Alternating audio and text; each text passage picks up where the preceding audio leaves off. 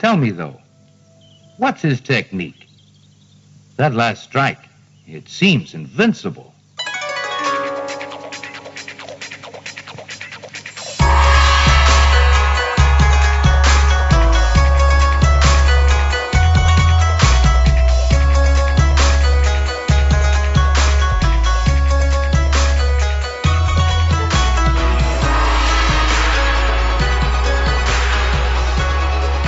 Hello and welcome to Sons of the Dragon, the Immortal Iron Fist podcast. My name is Connor McKenna. And this is Carl Stone. And today we are talking about Marvel Premiere 17, Citadel on the Edge of Vengeance. Now, Which again is a different title than the cover. Yes. And yeah, it's just Citadel of Vengeance on the cover.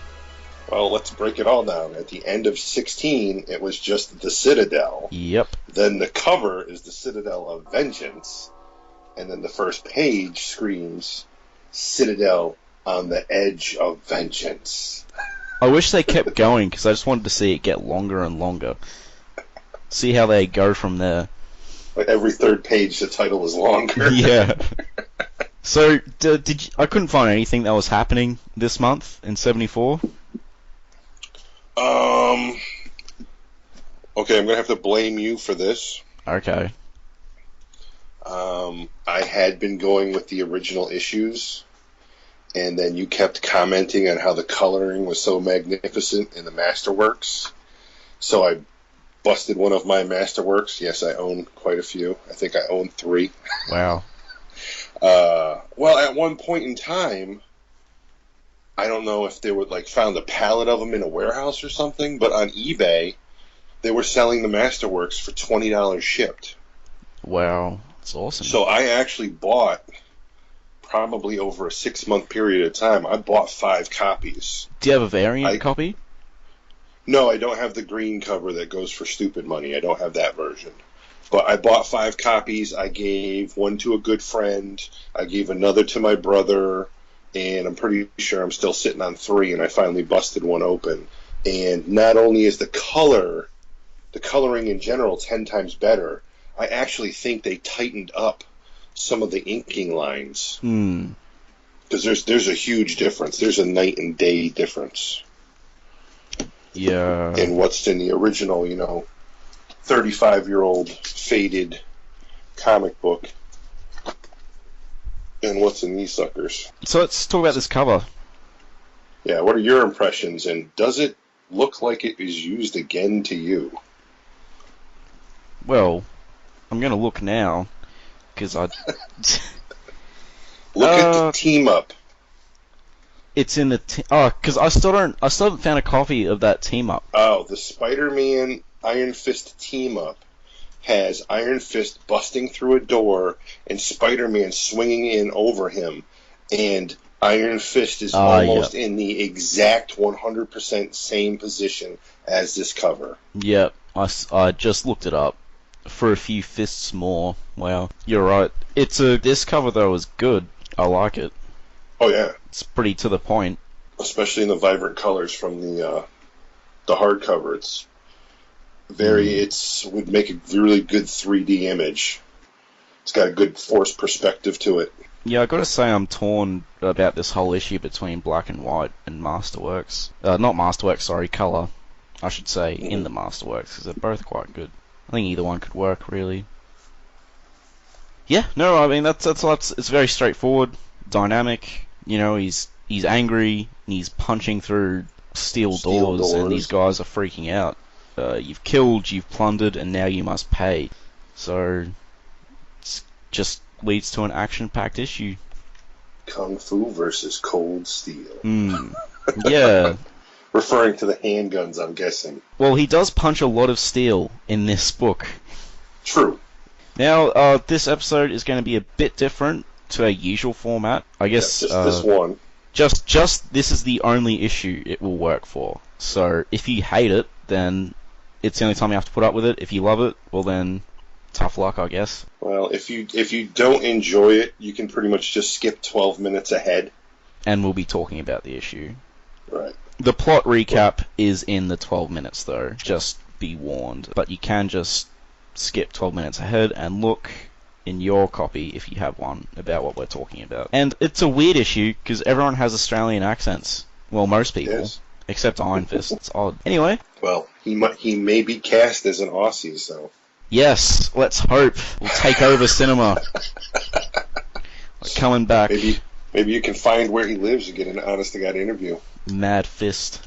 It'll be good. Alright, so let's start this thing we got going this week.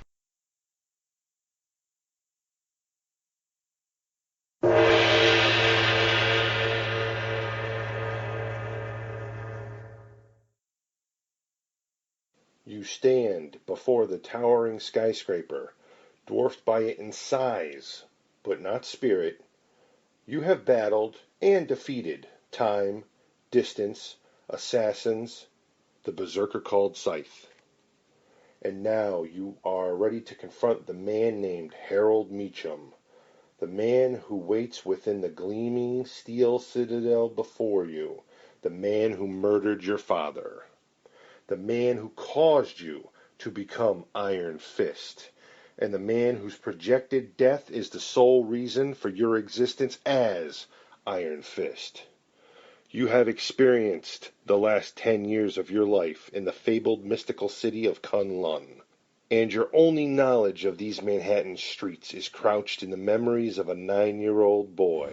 Hey, weirdo, where do you think you're going? Yet you do not pause to contemplate the hectic majesty which surrounds you.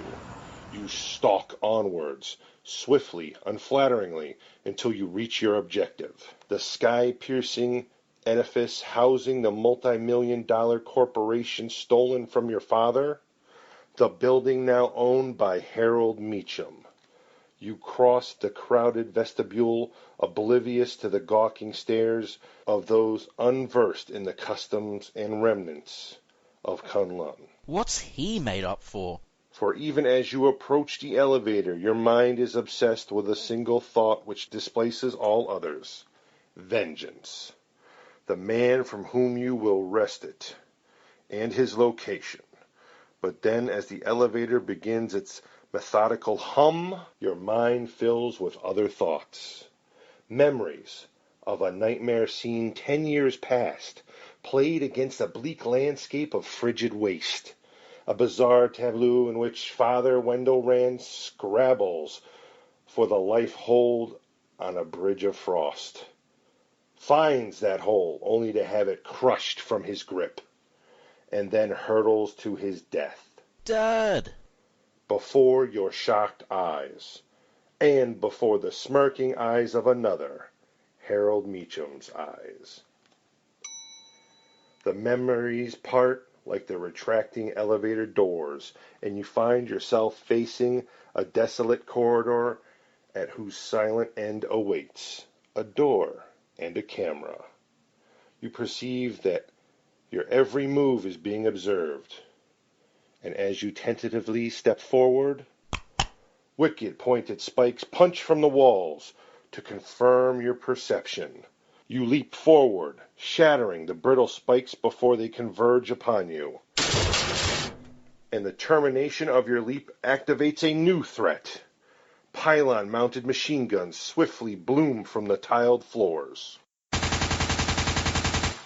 You lunge forward under the blistering spray of spitting fire. A double smash silences 2 of the guns, while the third snaps free with a brutal wrench and shatters against the 4th weapon. You pause now in the vacuum of aftermath, collecting your expended strength. Then you see the stenciled sign, and welling rage contorts your grim face. You raise a section of the pylon to batter through the door, which abruptly swings open on silent hinges, seemingly of its own volition, to reveal not the private office of Harold Meacham, but a stairwell leading upwards. Upward, when the elevator directory had listed this floor as its highest. It is too easy, too much like another trap. You are wary and decide not to pass through the doorway before probing its potential danger. Recessed nozzles spurt coruscating ribbons of destructive energy, which vaporizes the pylon. You inspect the door jamb, and when you have determined the location of the electric eye, Your forward smash punctures both the wall and the laser generator. You seize the guts of the mechanism and shred them, blinding the electronic eye. You have nullified the third trap. It is safe. Then to mount the stairs to the fourth. But then you notice the camera, and then your ears detect a muffled click from the sixth stair, and you catapult your body, landing above, realizing that the fourth trap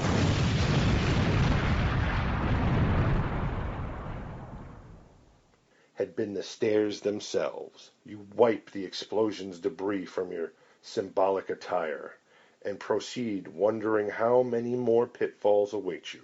The businessmen ahead are incurious against the backdrop of the previous desolation and are strangely silent and all too Now!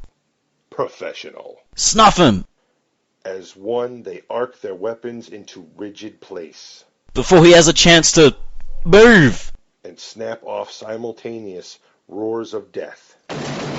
But all three bullets have streaked harmlessly below your leap. It was necessary to shatter the globular light fixture to attain a position from which you may shatter their faces with a forearm smash and a knee smash respectively. The third assassin shrinks from your pantherish advance, unable to discharge his weapon. No, please, don't! Perhaps intimidated by your lightning display of action, or perhaps merely acting as bait to lure you into this new trap. The sprinkler system hisses to deadly life, releasing a spray of corrosive acid. You are drenched in searing pain. Your costume disintegrates as your skin erupts in sizzling blisters, and you decide that your only escape is the door. Even though, as you anticipated, that it would lead to still another trap, but you have been cautious, unpanicked by the downpour of acid, and you have checked yourself against the collision with the pavement far below. You raise yourself above the open doorway with agile, supple strength, and the sharp hiss of the sprinkler system below you is replaced by the rush of a blistering wind. As you scale the building's cold facade to the next floor, there you smash through a brittle sheet of glass to find yourself in a plush-appointed living room. You almost smile at the term, but you do not have the capacity for sarcasm, and so you pace forward, alert to everything, even the peripheral flit of a dark form, glimpsed only as liquid movement. But your alertness to one movement has been a distraction for another, and this movement plunges you into far more immediate peril. The trapdoor collapses to the side of the 20-floor shaft, and you hover in the ethereal grasp of a gaping abyss. Your hands stab out, and your fingers clutch the lip of the shaft. You hang suspended for a moment, teasing the death far below you, and once again you remember a similar scene enacted by your father. For God's sake, Meacham, pull me up! And by the man you have come here to slay. You haul yourself to safety, the vision of your father evaporated. By the slick sound of the rising wall panel and a different sound, a raging growl which scrapes at the fringe of savagery. You swoop into a crouch towards the growl, and you see that it emits from a bristling form of a wolf, a lean wolf, whose ribs protrude in hunger. Your body is conditioned to ignore pain until the swift movement you inflict it. You cross to the private elevator, the elevator which will buoy you closer to your goal, the elevator you know to be another trap. The doors converge, sealing you in a chamber which quickly fills with gas, and the gas colors your mind in vivid hues of swirling vertigo. You try, but you are too weak to invoke the full power of the iron fist, and yet strong enough to cleave through the steel ceiling of this asphyxiating cubicle. You haul yourself through the ruptured floor of the ascending elevator to see the floor of an identical elevator in rapid descent. The elevators will soon slam to a mutual crushing halt, and you will be between them, if you do not clear your head and summon the inner strength necessary to fully command the power granted to you in the city of Kunlun. The seething power of Iron Fist. The elevators meet. You are not between them. You rise and pace down the corridor to vengeance. The man ahead is either deaf or not what he seems to be. The handle of his mop, too, is not what it pretends to be. The man is silent while his face screams eloquent hate. You assume the pose of defense, and that attitude of defense is nowhere more effective than in your mind, which remains calm. Hi-ya!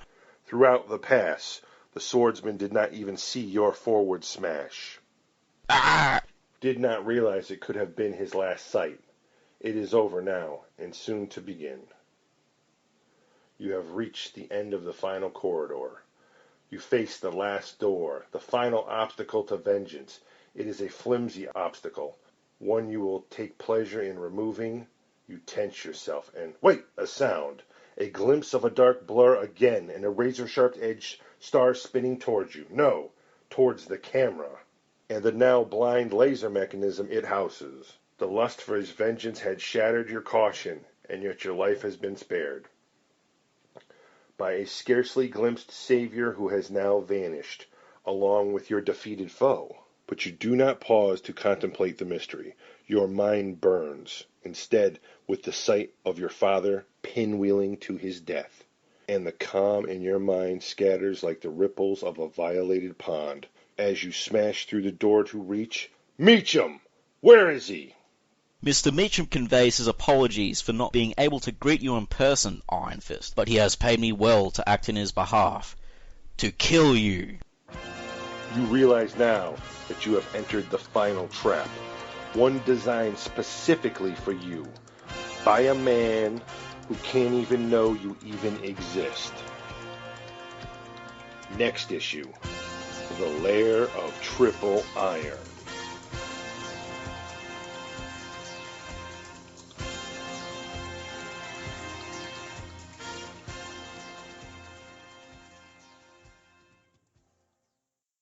So we hope you all enjoyed that little thing, that little story time, I guess.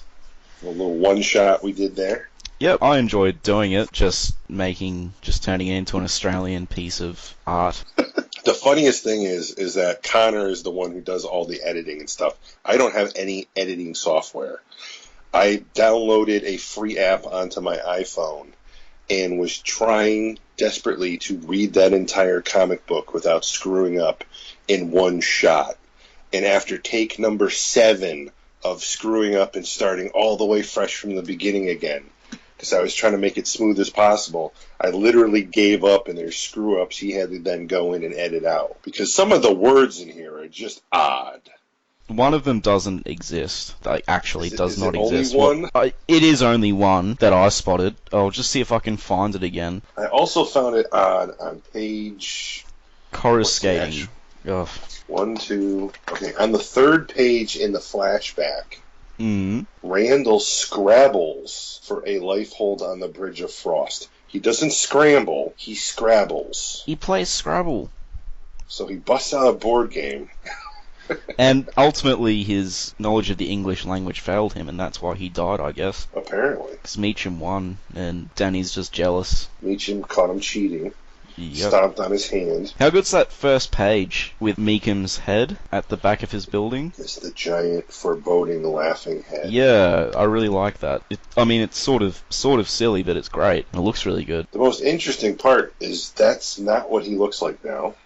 No, it's not, but Iron Fist hasn't seen him now. It's just his memories. True. And I can't recall him laughing maniacally, but he probably remembers it like that, so... Right. And I wouldn't be surprised either way. So yeah, I thought... Oh, continue. Well, we start off with the cityscape, him walking into the building, going into the elevator, as you heard in our recap, straight to a flashback where there's Scrabble, and then it really goes into, like... Crazy. Almost like an American 70s kung fu version of the Game of Death. Yeah, I like how even in the 70s they think his outfit is really crazy. So it's not just you young kids who pay out slippers, but even the 70s thought it was crazy. So if he had a gold medallion, though, no one would look twice at him. that's true. That's why he teamed up with Luke Cage, so he'd fit in. Tight fro and a freaking tight blonde fro Oh, and a gold medallion. it could have gone that way, but It actually does for a while in no. Power Man and Iron Fist. God. I'm really looking forward to it, at the same time dreading reaching Power Man and Iron Fist. Oh, there's some interesting stuff there. Yeah. So yeah, there's spikes, machine guns. Just Iron Fist is consistently pissed off, which is great. I love his pissed off face. There's a whole lot of angry in this issue. And it's awesome. It's all good when he's raising the lead pipe, and the rage contorts his face. He punches through a lot of doors in this. Yep. And the exploding stairs. What the hell? Yeah, it's a little odd. It's just...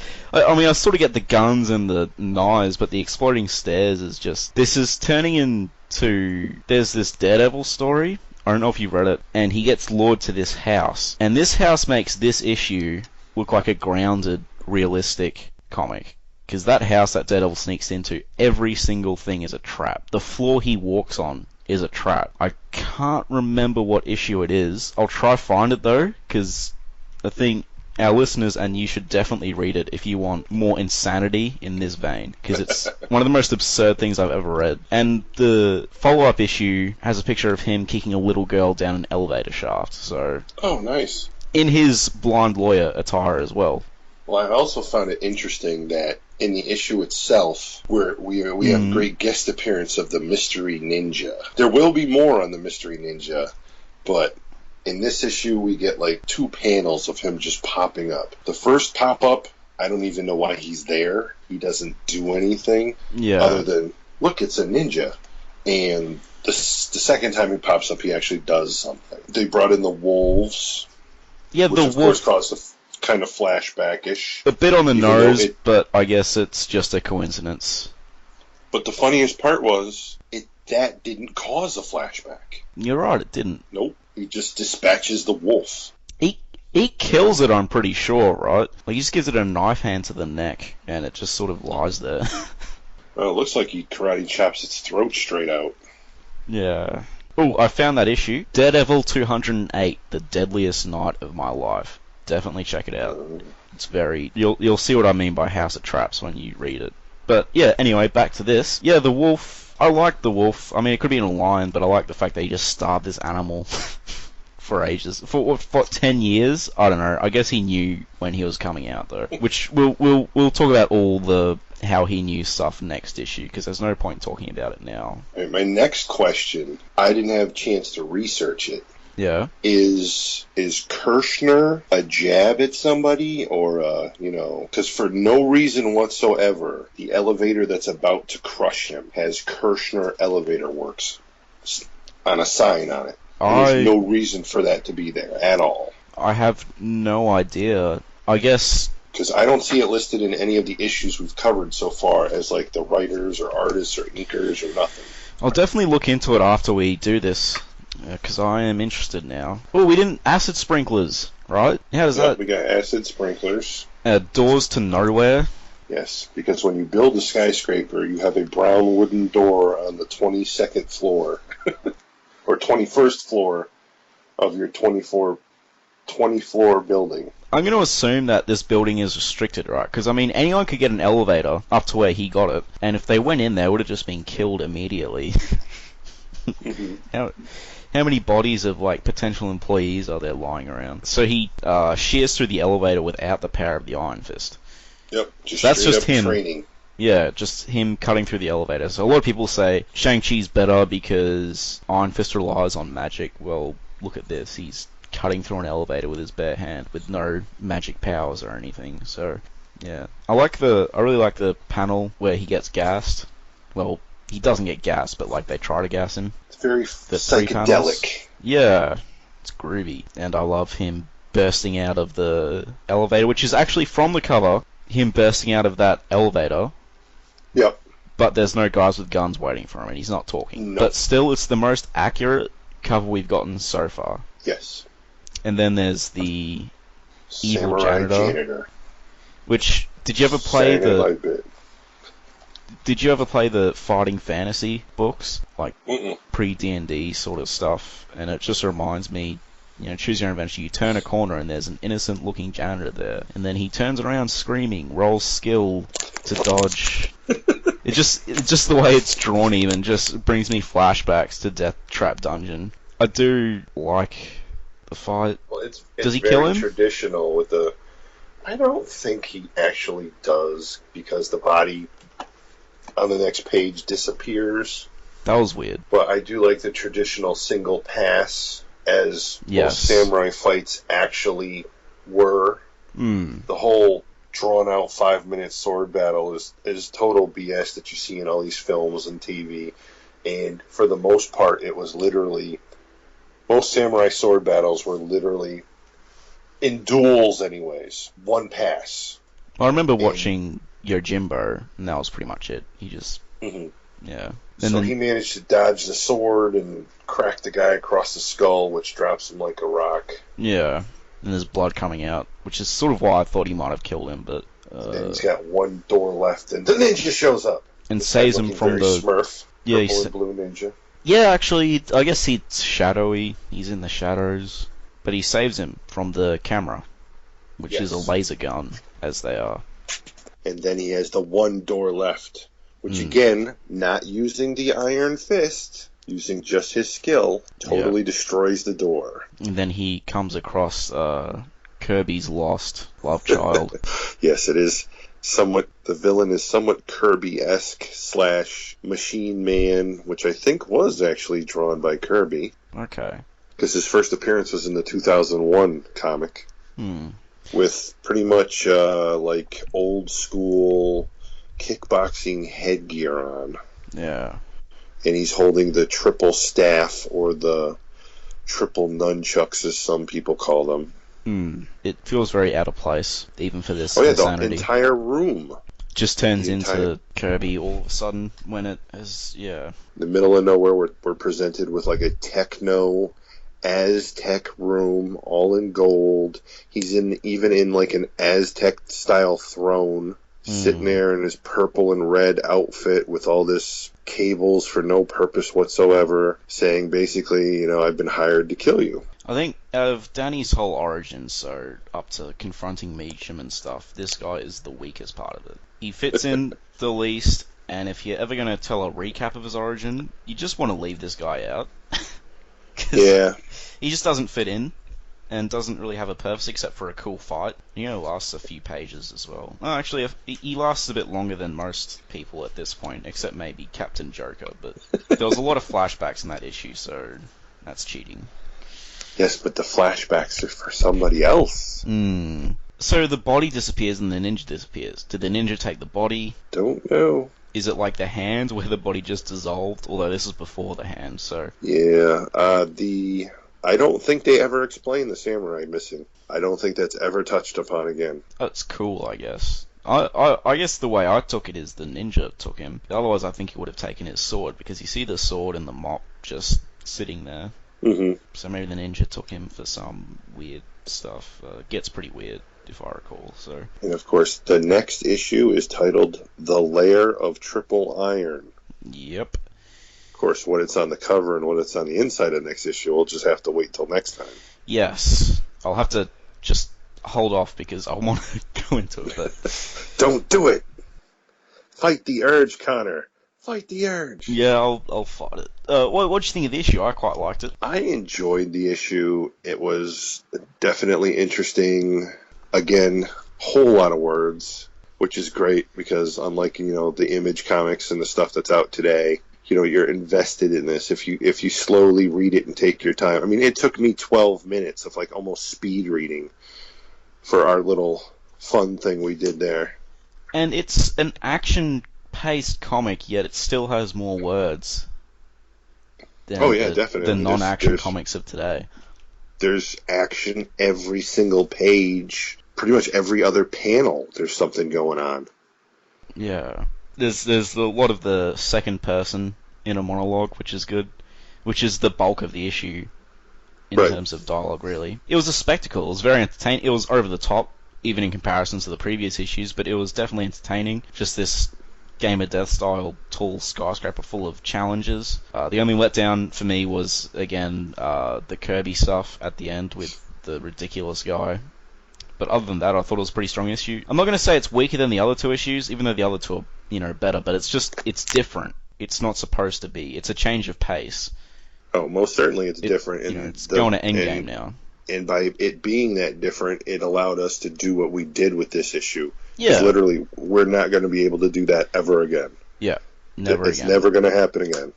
Unless a new Iron Fist stuff comes out. Right. But and that'll be 3 to 4 years before we get to that. It might even be, more than that till it comes out. True. Now, my question for you is, last time you teased that we actually got fan mail. Yes, we got one email about episode 1.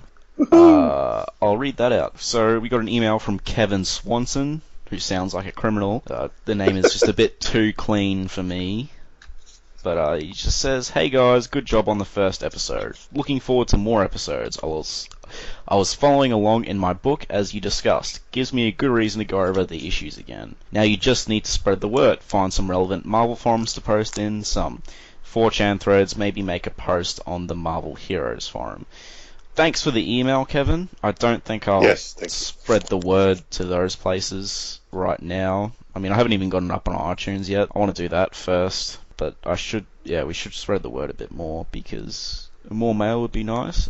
Thanks for the email. This is the guy who gave me the picture that Bob Hall drew for him at that con of Doctor Strange and Iron Fist. It's on our page, which I'll get to in a second, but it's really cool. Yeah, Kevin is another big Iron Fist fan, possibly even bigger than me. Who knows, because he's actually got an Iron Fist costume set up for use soon. So he should send us pictures of that, actually, and we'll put it on the page.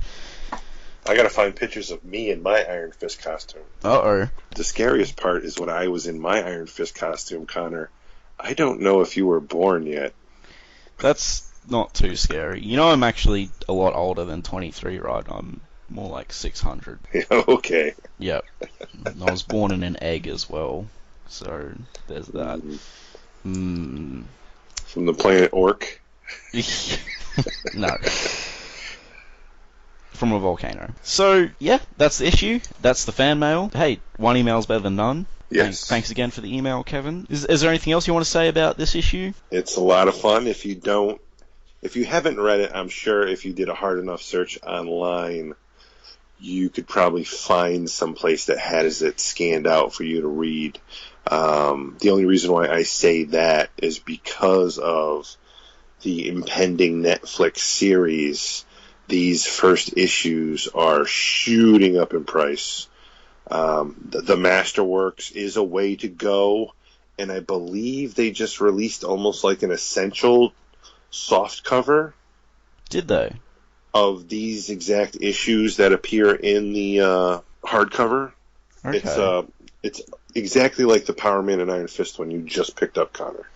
Which was really overpriced, I might add, but I could not find it anywhere else. the retail like $40?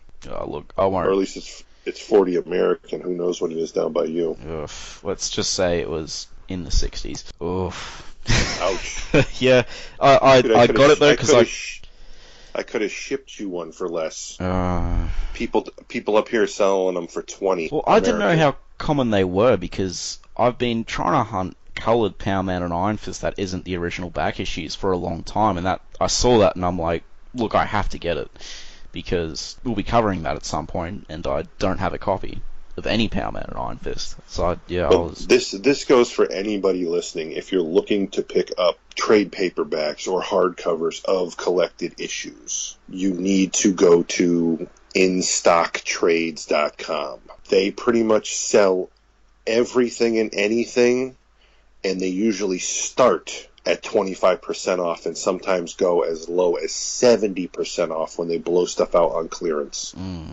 And I don't know about shipping it to Australia, but in the United States, I think if you order more than $60 worth of stuff, they ship it for free.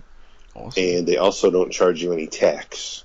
Yeah, actually, we should probably start mentioning where you can pick these things up. So obviously you mentioned the Masterworks. There's also the Essentials, which is out of print, I think, but Yes, and they're actually gaining in price also. I thought the Essential that actually has these issues we're talking about seems to be going for about $50 right now on eBay used. I picked up a used one off Amazon for I think about $25 American, plus some shipping. But if you're in America, Amazon might be a good bet if the prices haven't gone up since then. I bought that a few months ago, and I definitely recommend it because the black and white is quite nice, as I've mentioned numerous times, and will continue to mention after this issue. The other thing that's interesting about these first 10 issues is that they appeared in several different languages, and in that what they also did is they tweaked them out because this is a color book.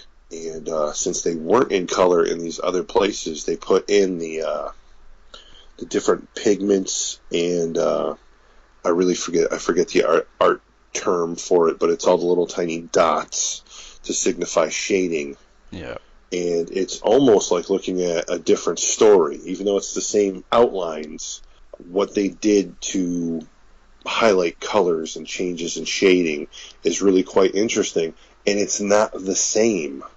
It's like the Italian version is not the same as what appeared in the UK weekly comic that was only published in 8 pages at a time. They're all tweaked slightly different. Yeah, that's cool. We didn't mention this issue had another new writer again, Doug Monk. I can't pronounce that. Sorry. You're failing me everywhere. I'm sorry. Larry Hama was the artist. Dick Giordano was the inker again. Letterer is Artie Simic, and P. Goldberg is the colorist, and Roy Thomas was still the editor. Maybe you can pronounce the writer, Carl. I'm going to go with Doug Moench. Alright. And I think this is the only issue he writes as well. I'll just double check. Oh no, he does the next one as well. Okay, so we have some consistency in this two-parter. Yeah, so contact us. Yes, we made this podcast to talk to people, talk to other Iron Fist fans, so feel free to reach out to us. You can find us at our Facebook page, Sons of the Dragon, the Immortal Iron Fist podcast. Make sure after you type in Sons of the Dragon, you at least type in podcast as well, because there is more than one page. Well, there's a bunch of groups, I think, Sons of the Dragon. We are also on Twitter at Iron Fist Podcast. We're on YouTube. If you just type in Iron Fist Podcast at YouTube, you'll find us. There's our WordPress, which is a mouthful, and I can't change it, I apologise. It's Sons of the Dragon, the Immortal Iron Fist Podcast.wordpress.com. And there is our SoundCloud, which you can find through the WordPress. Otherwise, it is just... I'll get it up right now. SoundCloud.com/Sons of the Dragon, with hyphens for spaces between each word. And yes, we are not on iTunes yet. That is a work in progress. I'm working on it. It's difficult, this RSS feed stuff, but hopefully we'll be on iTunes soon. But yeah, feel free to... take over the world. Yes. But yeah, definitely follow, subscribe to us, whatever, so you can see when we're actually putting out new episodes, and feel free to contact us. Contact us at any of those pages is fine. Gmail is obviously more direct, but we will see any other... We'll see if you tweet us or go on our Facebook page. We see everything. Everything. So, yes. Tell us what you like, what you don't like. Yes. So, next week, The Lair of Triple Iron. Title may change halfway through the podcast, but until then, may your fists be things of iron. Don't trust the floor in front of you. There's traps everywhere. Stairs explode. Yes. So, peace. Adios.